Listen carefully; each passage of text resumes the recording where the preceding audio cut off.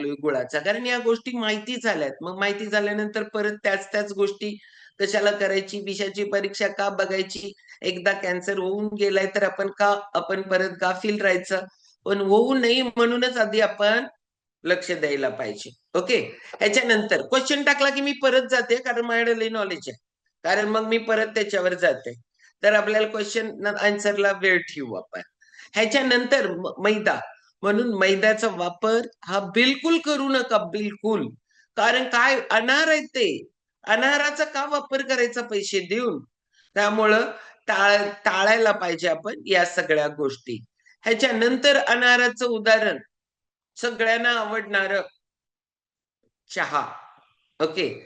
आता वेळच आहे. कॉल ऐकत ऐकत पण सगळेजण मस्तपैकी घ्यायला लागलोय. आमचा चहा बघा किती भारी आहे. वेगवेगळ्या फ्लेवर मध्ये मिळतोय.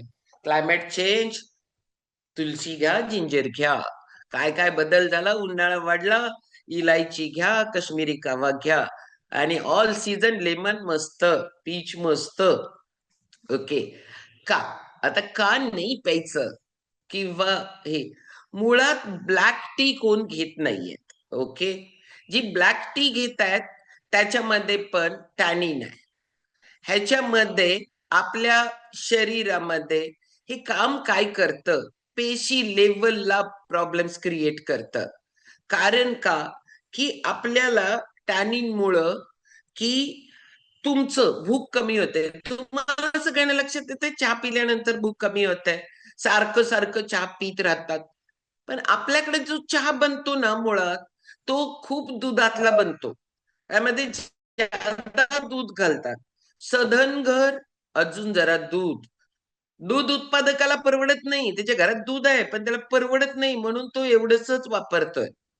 आपल्याला या सगळ्या गोष्टींमध्ये जादा दूध टाकलं, जादा साखर टाकली, जादा पत्ती टाकली, तर तो चहा खूप महाग विकला जातो.